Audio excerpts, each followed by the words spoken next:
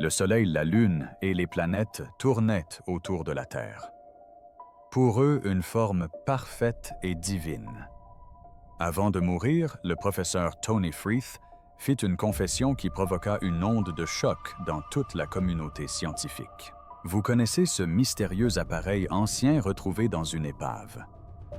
Le mécanisme denticitaire. Oui, celui que l'on appelle le premier ordinateur du monde. Après des décennies d'études, Freeth a finalement révélé ce qu'il avait réellement découvert à l'intérieur et ce n'est pas ce à quoi on s'attendait. Ce n'est pas une simple théorie. C'est quelque chose qui pourrait bouleverser tout ce que nous pensions savoir sur les civilisations antiques. Restez dans les parages pour ça. Qui est le professeur Tony Freeth? Derrière les découvertes révolutionnaires autour du mécanisme denticitaire se cache un homme dont le parcours des mathématiques à la technologie antique a transformé la perception de l'histoire. Le professeur Tony Freeth, avec sa voix grave et posée sa présence calme et réfléchie, semblait incarner le parfait mélange de logique et de curiosité. Il était le genre de personne capable de contempler un problème pendant des heures, perdu dans ses pensées, et d'en ressortir plus intrigué que frustré. Nombreux étaient ceux qui se demandaient quel esprit pouvait faire le lien entre quelque chose d'aussi abstrait que les mathématiques et quelque chose d'aussi mystérieux et physique qu'une ancienne machine tirée des profondeurs de la mer. L'histoire de Freeth semblait répondre à cette question de la manière la plus fascinante qui soit. Ses racines étaient dans les mathématiques. C'était clair. Le parcours universitaire de Tony Freeth a débuté au Royaume-Uni, où il a étudié à l'Université de Cambridge, puis à l'Université de Bristol. Il n'étudiait pas seulement les nombres pour le plaisir. Il vivait et respirait la logique qui soutenait les mathématiques. Durant ses études à Bristol, il s'est concentré sur la théorie des ensembles, une branche hautement abstraite de la logique mathématique qui traitait des fondements des mathématiques elles-mêmes. Mais avec le temps, il a commencé à s'éloigner du monde universitaire structuré. Ce n'est pas qu'il ait perdu tout intérêt pour les mathématiques. C'est alors que son esprit commença à s'orienter vers d'autres formes de créativité. Et si les nombres pouvaient raconter des histoires, se demandait-il peut-être. Et si la logique pouvait expliquer non seulement les équations, mais aussi les mystères enfouis au plus profond du temps, pour le professeur Tony Freeth, ce n'étaient pas de simples pensées passagères. C'étaient les questions qui consumaient sa vie. Des décennies de nuits blanches, de calculs interminables et de tentatives infructueuses l'ont mené à une découverte bouleversante qui a bouleversé tout ce que nous pensions savoir sur le monde antique. Et maintenant, à l'approche de ces derniers jours, l'homme qui a consacré sa vie à percer la plus grande machine de l'histoire brise enfin son silence. Restez avec moi jusqu'au bout. Vous allez vouloir entendre ceci. Après avoir quitté le monde universitaire, Freeth a pris un tournant inattendu. Il s'est lancé dans la production de films dont beaucoup étaient centrés sur des thèmes scientifiques. Ce fut un changement surprenant, mais qui, avec le recul, s'est avéré parfaitement logique. Grâce au cinéma, il a appris à visualiser des idées et à communiquer des concepts complexes au-delà des cercles universitaires. C'est ce mélange inhabituel de pensée mathématique et de narration créative qui a ouvert la voie à ce qui allait suivre. Il disait souvent que faire des films lui avait appris la patience, celle qu'il faut, pour rester assis face à des questions sans réponse, pour attendre que des schémas émergent là où il n'en existe apparemment pas. Et n'est-ce pas là le véritable sens de la découverte? Attendre, s'interroger et refuser de détourner le regard jusqu'à ce que la réponse se révèle enfin. Environ 5 ans avant ces découvertes majeures, la curiosité de Freeth l'a conduit au mécanisme denticitaire, cet artefact grec antique découvert au large d'une petite île en 1901. On le qualifiait souvent de premier ordinateur au monde, un appareil complexe rempli d'engrenages et d'inscriptions qui avaient déconcerté les scientifiques pendant plus d'un siècle. Freeth le voyait différemment. Il ne voyait pas que du métal rouillé et des fragments brisés. Il a vu du potentiel. Il a vu un casse-tête à résoudre. En 2000, il a pris une décision qui allait tout changer. Il proposa et contribua à l'organisation de nouvelles recherches scientifiques sur le mécanisme, formant ainsi ce qui allait devenir le projet de recherche sur le mécanisme denticitaire. Ce projet rassembla des chercheurs du monde entier, mais la perspective de Frieth se démarqua. Il aborda le mystère non pas comme un archéologue ou un historien, mais comme un mathématicien, un expert en résolution de problèmes. Il posa des questions que personne n'avait pensé à poser. Et s'il existait un moyen de voir l'intérieur des fragments corrodés sans les endommager? Et si la technologie pouvait enfin révéler ce que le temps avait caché, son idée la plus décisive lui vint lorsqu'il suggéra de contacter X-Tech, une entreprise spécialisée dans l'imagerie radiographique tridimensionnelle haute résolution. C'était une initiative audacieuse. Lorsque les premiers scans apparurent sur l'écran, Frieth décrivit plus tard ce moment comme époustouflant. Les images étaient plus nettes et plus détaillées que quiconque l'aurait imaginé. Elles étaient à couper le souffle, dit-il, bien meilleur que ce que nous osions espérer. Qui aurait pu deviner que d'anciens engrenages invisibles à l'œil nu pendant 2 ans pourraient enfin être observés à nouveau avec autant de détails? Les résultats furent stupéfiants. Frieth et son équipe ont réussi à découvrir environ un 0 nouvelle lettre et inscription du mécanisme, doublant ainsi la quantité de texte dont disposaient auparavant les chercheurs. C'était comme si le mécanisme lui-même s'était remis à parler, révélant des secrets qu'il gardait depuis des temps immémoriaux. Ces découvertes ont donné lieu à des publications révolutionnaires dans Nature en 2006 et 2008. Peu après, les travaux de Frieth ont été publiés dans des revues scientifiques majeures du monde entier. Il a également contribué à la production d'un documentaire qui a permis à des millions de personnes de découvrir le mystère du mécanisme denticitaire. Le film a été diffusé à l'international par UGBH Nova aux États-Unis, ainsi que sur la BBC Arte et NH, transformant ce qui était autrefois un sujet académique obscur en une histoire captivante pour le grand public. Mais pourquoi son travail était-il si important?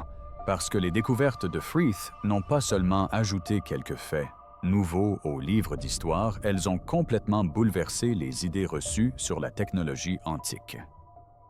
Avant ces recherches, beaucoup pensaient qu'une telle sophistication mécanique n'existait pas dans le monde antique. L'idée que des ingénieurs grecs aient pu créer un appareil aussi avancé, capable de prédire les mouvements astronomiques et les éclipses, semblait impossible. Les recherches de Frieth ont forcé tout le monde à reconsidérer cette hypothèse. Son approche a été qualifiée de révolutionnaire à juste titre. Il a combiné les mathématiques, l'histoire et les technologies d'imagerie moderne pour produire un modèle du mécanisme qui correspondait à chaque preuve existante. Ce n'était plus une simple théorie, mais une reconstitution tangible du fonctionnement de l'appareil jusqu'au moindre engrenage et à l'inscription.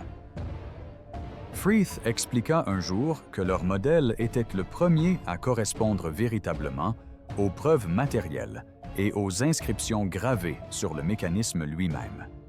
Ce n'était pas une mince affaire. Cela signifiait que pour la première fois, la science moderne était parvenue à comprendre pleinement le fonctionnement de cette machine antique. Les recherches de son équipe ont transformé le mécanisme denticitaire, passant du statut de simple artefact archéologique à celui, selon lui, d'importants textes astronomiques. Il ne s'agissait pas seulement d'engrenages métalliques, mais de connaissance de la façon dont les peuples anciens appréhendaient leur univers et tentaient de donner un sens au temps, aux étoiles et aux mouvements célestes. Aujourd'hui, Tony Frieth poursuit ses travaux en tant que chercheur associé honoraire principal à l'University College London, où il reste étroitement impliqué dans l'équipe de recherche denticitaire de l'UCL. Ensemble, ils construisent des répliques physiques et numériques du mécanisme utilisant chaque nouvelle information pour affiner leur compréhension.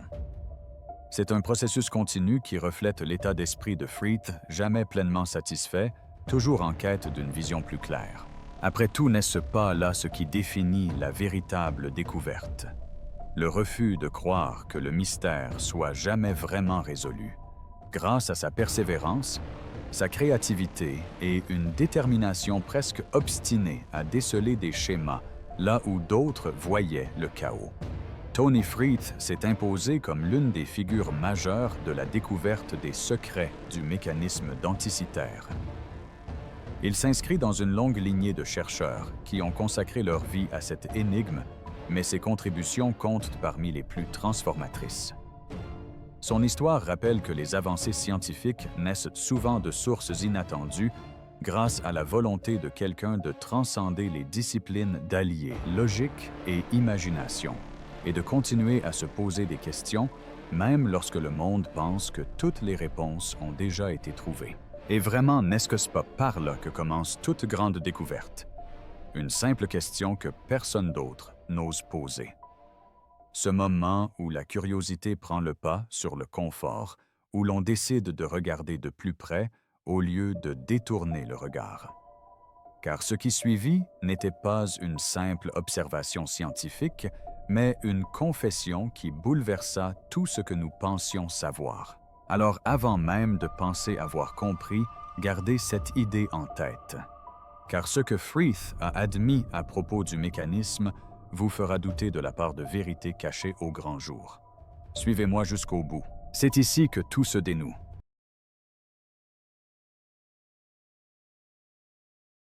Ce que Freeth a admis à propos du mécanisme. L'histoire de la façon dont les scientifiques modernes ont percé les mystères du mécanisme denticitaire se lit presque comme un roman policier empreint de patience, d'émerveillement et d'une bonne dose d'incrédulité. Pendant des années, les fragments de bronze corrodés repêchés près de l'île grecque denticitaire ont intrigué les chercheurs.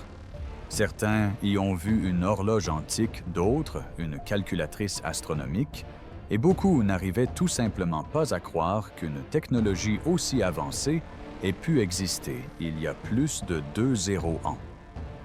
Mais au fil du temps, les découvertes se sont succédées, révélant un tableau bien différent, révélant l'étonnante avancée de l'ingénierie grecque antique. Le professeur Tony Freeth, mathématicien et cinéaste, fut de ceux qui refusèrent de laisser le mystère s'installer. Il passa des années à examiner les fragments, les scrutant sous tous les angles, essayant de comprendre les étranges engrenages et inscriptions gravées sur leur surface corrodée. En creusant plus profondément pièce par pièce, il comprit que le mécanisme denticitaire n'était pas seulement une curiosité antique, mais un chef-d'œuvre de conception astronomique. Comment des hommes, il y a 2 millénaires, ont-ils pu comprendre le ciel avec une telle précision qu'ils ont pu construire une machine capable de prédire les événements célestes? Cette question semblait transparaître dans chacune des découvertes de Freeth. Le tournant fut atteint en 2005, lorsque Freeth et son équipe commencèrent à analyser de nouveaux scanners à rayons X des fragments. Leurs découvertes furent tout simplement époustouflantes. Cachées sous des siècles de rouille et de délabrement, se trouvait un cadran qui prédisait les éclipses. Oui, des éclipses, un phénomène que même les civilisations modernes peinaient autrefois à prévoir avec précision. Freeth a découvert que le cadran situé au bas du mécanisme fonctionnait selon le cycle de Saros, une période de 223 mois utilisée par les Babyloniens pour prédire les éclipses solaires et lunaires. Il s'étendait sur environ 18 ans et 11 jours, s'alignant presque parfaitement sur le rythme lunaire. Imaginez, les ingénieurs grecs antiques avaient réussi à mécaniser un cycle astronomique babylonien complexe bien avant l'apparition des télescopes et des mathématiques modernes. Le cadran n'était pas non plus un simple élément décoratif. Il contenait des symboles spéciaux dans 51 des 223 cellules représentant 38 éclipses lunaires et 27 éclipses solaires. Chaque minuscule symbole contenait une quantité incroyable d'informations, la direction de l'ombre, l'ampleur de l'éclipse et même l'heure à laquelle elle se produirait. Frith comprit qu'il ne s'agissait pas seulement d'un calendrier. C'était une machine à prédiction cosmique. Au début, beaucoup étaient sceptiques. Les Grecs auraient-ils vraiment pu atteindre une telle précision mécanique? Mais les recherches de Frith allèrent plus loin. Il démontra qu'un engrenage de 223 dents, considéré comme insignifiant par les chercheurs précédents, était en réalité la clé du système de prédiction des éclipses. Cette seule révélation doubla la quantité d'informations lisibles sur le mécanisme, révélant près d'1 millier de nouvelles lettres et inscriptions. Ce qui n'était autrefois qu'un artefact muet racontait soudain en détail le cosmos. Pourtant, Frith n'avait pas fini. Après la découverte de l'éclipse, il découvrit quelque chose d'encore plus fascinant, le mécanisme de l'anomalie lunaire. Depuis des siècles, les astronomes savaient que la Lune ne se déplace pas dans le ciel à une vitesse parfaitement régulière. Son orbite est légèrement elliptique, accélérant ou ralentissant selon sa distance à la Terre. Les Grecs, il s'est avéré, l'avaient également compris et l'avaient intégré au mécanisme d'Anticythère. Comment un tel niveau de perspicacité et de savoir-faire pouvait-il exister dans le monde antique? Un autre chercheur, Michael Wright, avait un jour soupçonné que 2 engrenages en interaction pouvaient représenter le mouvement variable de la Lune, mais avait abandonné cette idée. Frith l'a revisité et a réalisé que Wright était plus proche qu'il ne le pensait. En effet, ces 2 engrenages reliés par un ingénieux mécanisme à goupilles et rainures créaient précisément le type de mouvement variable nécessaire pour imiter l'orbite lunaire. Plus Frith l'étudiait, plus il réalisait que le même engrenage à 223 dents, qui permettait de prédire les éclipses, alimentait également ce modèle lunaire. Autrement dit, le même composant remplissait 2 fonctions distinctes, mais tout aussi sophistiquées. Le mécanisme ne se contentait pas d'indiquer quand une éclipse allait se produire. Cela pourrait également indiquer sa durée de vie et son apparition dans le ciel. Qui aurait imaginé qu'un artefact récupéré du fond de l'océan puisse contenir une telle richesse de données astronomiques? Pourtant, les reconstitutions de l'appareil ne correspondaient pas toutes aux preuves. Pendant des décennies, les chercheurs ont tenté de construire des modèles du mécanisme d'Anticythère, mais quelque chose semblait toujours anormal. Certains ont mal placé les cadrans planétaires, d'autres ont ignoré des inscriptions clés, et beaucoup ont omis des détails mineurs mais cruciaux, comme les mystérieux piliers attachés à la roue motrice principale. Ces incohérences ont fait que les modèles ne correspondaient jamais exactement à ce qui était réellement inscrit sur les fragments. L'équipe de Frith a décidé d'adopter une approche différente. Au lieu d'écarter tout ce qui n'avait pas de sens, ils insistaient sur le fait que chaque indice devait concorder. Comme l'a dit l'un de ses collègues, Adam Wojcik, il refusait tout simplement d'ignorer quoi que ce soit. Tout devait concorder. Les preuves matérielles, la logique mathématique et les inscriptions anciennes. Puis, en 2006, un autre événement remarquable s'est produit. L'équipe de Frith a découvert sur les fragments des inscriptions floues, jusque-là passées inaperçues. Ce n'étaient pas des inscriptions aléatoires. C'étaient des instructions presque comme un manuel d'utilisation écrit en grec ancien. Imaginez, un guide vieux de 2 ans expliquant le fonctionnement du plus vieil ordinateur connu au monde. Cela devait paraître surréaliste. Et en reconstituant le tout, ils ont réalisé que le mécanisme ne servait pas seulement à prédire les événements célestes. Il pouvait également suivre le chronométrage des Jeux panhelléniques, y compris des Jeux olympiques antiques. Cette minuscule machine combinait astronomie mathématique et événements culturels en un système complexe d'engrenages et de cadrans. En 2008, lorsque l'équipe de Frith a publié ses résultats dans Nature, le monde scientifique était stupéfait. Ils avaient prouvé que le mécanisme d'Anticythère permettait de suivre le calendrier métonique de prédire les éclipses et même de marquer les dates des compétitions sportives. Fusion de sciences d'art et de philosophie, ils prouvaient que la curiosité des Grecs anciens pour l'univers allait bien au-delà de la simple observation. Ils avaient transformé le ciel lui-même en un objet mécanique et mesurable, Avec le recul, on ne peut s'empêcher de se demander combien d'autres inventions comme celle-ci ont pu disparaître. Quelles autres merveilles de l'ingénierie antique attendent d'être redécouvertes, enfouies sous les flots ou enfouies sous des siècles d'histoire? Le mécanisme d'Anticythère nous rappelle que l'ingéniosité humaine transcende les époques. Bien avant les ordinateurs et les satellites, bien avant que Newton ou Galilée n'osent questionner les étoiles des esprits anciens, contemplaient le ciel nocturne et murmuraient « Pourrions-nous donner un sens à tout cela ?» Leur découverte défierait le temps lui-même. Ce n'était ni écrit dans des livres ni gravé dans la pierre. C'était quelque chose de si mystérieux que même les scientifiques modernes peinent à le comprendre. Ce qu'ils ont laissé derrière eux n'était pas un simple objet, c'était le message d'un génie oublié. Suivez-moi jusqu'au bout, car ce qui se cache à l'intérieur de cet appareil ancien pourrait bien réécrire tout ce que nous pensions savoir sur l'intelligence humaine. Le cosmos caché à l'intérieur du mécanisme d'Anticythère. Au cœur de la révélation, la plus étonnante du professeur Freeth se trouvait une découverte qui laissa sans voix même les historiens les plus aguerris.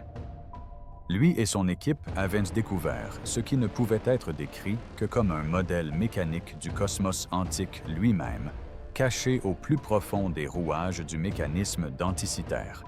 Un appareil grec vieux de 2000 ans, souvent considéré comme le premier ordinateur du monde. En 2021, l'équipe de recherche d'Anticythère de l'UCL a révélé que la partie avant de ce mystérieux appareil était bien plus qu'un simple affichage des mouvements planétaires. C'était une fenêtre sur la vision de l'univers des Grecs anciens, une conception d'une complexité époustouflante qui mettait en valeur l'ordre du cosmos d'une manière inimaginable à l'époque. Qui aurait pu imaginer que des hommes vivant il y a plus de 2000 ans possédaient une compréhension aussi avancée du mouvement céleste? D'après les inscriptions soigneusement gravées au dos de l'appareil, le mécanisme affichait autrefois quelque chose de véritablement extraordinaire, une sorte de planétarium antique. Il décrivait un système cosmique organisé en anneaux concentriques, chaque planète étant représentée par une petite sphère brillante. Le Soleil décrit comme une petite sphère dorée, munie d'un rayon et d'une aiguille, occupait une place de choix parmi eux. Avant l'étude de Freeth, beaucoup pensaient que ces corps célestes étaient marqués par de simples aiguilles. Mais l'équipe de l'UCL a découvert que les Grecs avaient conçu quelque chose de bien plus élégant, un système de 9 anneaux rotatifs soutenus par des tubes emboîtés chacun portant un corps céleste ou un indicateur de date. Il ne s'agissait pas de décoration aléatoire. Ils représentaient la Lune les nœuds Mercure-Vénus, le Soleil Mars, Jupiter, Saturne, et la date fonctionnant ensemble dans un mécanisme compact. Ce qui le rendait encore plus beau était l'utilisation de pierres semi-précieuses pour marquer chaque planète sur son anneau respectif. Imaginez l'aspect magnifique qu'il devait avoir lorsque le dispositif était intact, les pierres scintillantes, tournant en parfaite harmonie pour imiter le ciel. Chaque anneau portait de minuscules graduations et des lettres index enregistrant avec précision les cycles synodiques de la planète, le temps mis par chacune pour revenir à la même position par rapport au Soleil. Une fois reconstitué, cet arrangement était non seulement techniquement impressionnant, mais aussi époustouflant. Chaque rotation reflétait le mouvement gracieux des corps célestes, montrant la Lune, les planètes et le Soleil tissant leur danse éternelle dans le ciel.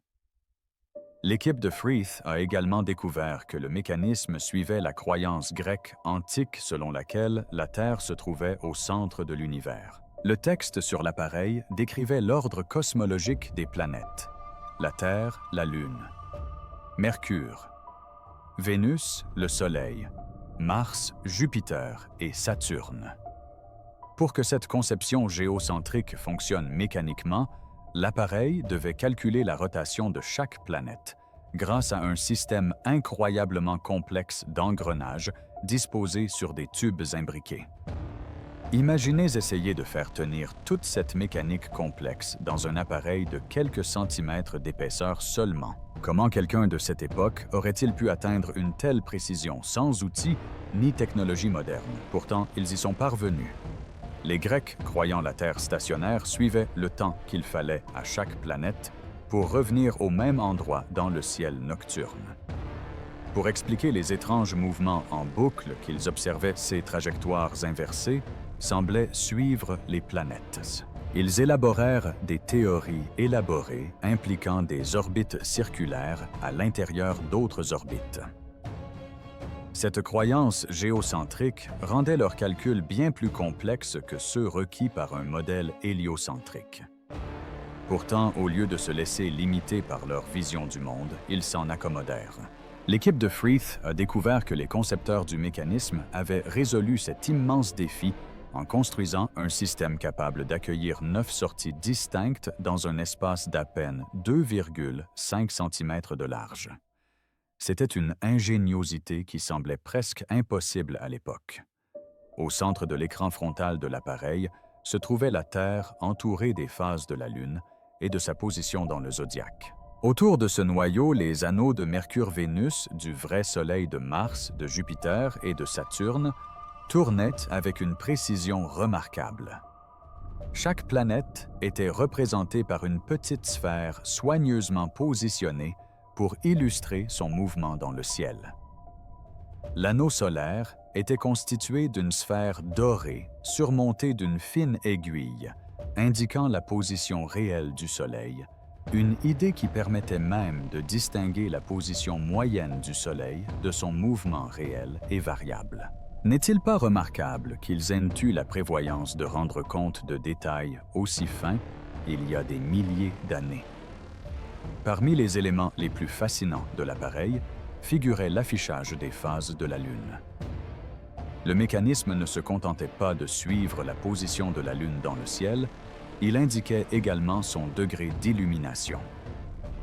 Lorsque les aiguilles du Soleil et de la Lune s'alignaient, la petite sphère lunaire devenait noire, symbolisant une nouvelle Lune. Lorsqu'ils se tenaient de chaque côté, la Lune devenait blanche, symbolisant la pleine Lune. L'échelle d'âge de la Lune, située sur l'anneau solaire, permettait même de compter les jours de son cycle. Ce n'était pas une simple machine, c'était l'incarnation même de l'astronomie, de la philosophie et de l'art de la Grèce antique, fonctionnant en parfaite harmonie. On disait que le philosophe Cicéron avait un jour écrit sur un appareil astronomique construit par Archimède, capable de recréer les mouvements du Soleil, de la Lune et des planètes. S'agissait-il de cette même machine ou du moins d'un descendant de son modèle? Les parallèles étaient presque trop proches pour être ignorés.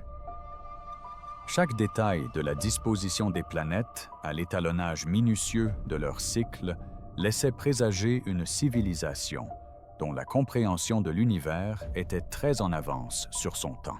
Au final, les recherches du professeur Freeth n'ont pas seulement permis de décoder un artefact ancien. Elles ont raconté l'histoire d'une curiosité humaine, celle qui défie le temps. Elles ont rappelé au monde que bien avant les télescopes et les satellites, les hommes contemplaient le même ciel nocturne et s'interrogeaient sur leur place dans celui-ci. Ils posaient des questions, construisaient des modèles et cherchaient soit à comprendre le cosmos avec les outils dont ils disposaient. Le mécanisme denticitaire n'était pas seulement une machine. Il témoignait de l'imagination et de l'intelligence débordante de l'esprit humain. Et vraiment, n'est-ce pas la découverte la plus étonnante de toutes? Le génie de l'ingénierie antique. Le mécanisme denticitaire est depuis longtemps l'un des mystères les plus fascinants de l'histoire, un chef-d'œuvre délicat, d'engrenage et de mathématiques qui, plus de 2 zéros ans plus tard, laisse encore sans voix. Nombreux sont ceux qui l'ont décrit comme une fenêtre ouverte sur le génie des Grecs anciens, rappelant que l'intelligence et la curiosité ont toujours fait partie intégrante de la nature humaine. Le mécanisme avec ses roues et ses rouages soigneusement agencés n'était pas un simple assemblage aléatoire de pièces métalliques. C'était un instrument spécialement conçu alliant art science et imagination d'une manière qui semble encore presque impossible à l'époque. Les experts ont dénombré au moins 30 engrenages, mais certains suggèrent qu'il pourrait y en avoir jusqu'à 40. Et à bien y réfléchir, n'est-il pas étonnant qu'une telle précision ait existé des siècles avant même l'invention des machines et des outils industriels modernes? Comment des hommes d'il y a si longtemps ont-ils pu créer un appareil si avancé que même les scientifiques du 20e siècle peinaient à en comprendre le fonctionnement? Au cœur de la virtuosité de cet appareil ancien se trouvait un système qui paraîtrait complexe encore aujourd'hui, l'engrenage épicycloïdal. Ce mécanisme n'était pas ordinaire. Il utilisait des engrenages montés sur d'autres engrenages permettant une sorte de danse mathématique du mouvement et de la rotation. Le concept initialement expliqué par Albert Rem permettait au mécanisme d'imiter les mouvements irréguliers des planètes et de la Lune avec une précision surprenante. Imaginez la patience et la perspicacité nécessaires pour concevoir une telle chose. À une époque où la plupart des gens contemplaient les étoiles avec émerveillement des artisans, ont trouvé un moyen de prédire leurs mouvements grâce au métal et aux mathématiques. Le mécanisme à goupille et fente, par exemple, était particulièrement ingénieux. Une petite goupille sur un engrenage s'insérait dans la fente d'un autre produisant de légères variations de vitesse lors de la rotation des roues. Grâce à cette méthode, ils ont pu recréer l'orbite irrégulière de la Lune, une précision telle qu'aujourd'hui encore, il est difficile de ne pas s'émerveiller de leur compréhension de l'astronomie. Comment pouvaient-ils en savoir autant avec si peu de ressources? Mais ce qui rendait le mécanisme denticitaire encore plus impressionnant était sa conception compacte. Ces ingénieurs n'avaient pas accès à la modélisation numérique ni aux machines modernes. Ils travaillaient le bronze avec des outils manuels. Et pourtant, ils ont réussi à caser tous ces minuscules engrenages dans une petite boîte en bois.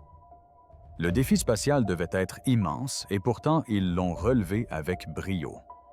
Ils y sont parvenus en partageant les engrenages entre différents systèmes planétaires, en utilisant des facteurs mathématiques communs pour réduire le nombre total de roues nécessaires. Par exemple, le mécanisme interne qui suivait Vénus et Mercure reposait sur un astucieux système à 5 engrenages, tandis que Mars, Jupiter et Saturne étaient gérés par des systèmes plus complexes à 7 engrenages. Tout était agencé avec une telle efficacité que les engrenages s'emboîtaient entre des plaques montées sur des piliers reliés à la roue motrice principale. On aurait dit que les constructeurs avaient une compréhension intuitive de l'élégance mécanique bien avant même que le concept n'existe.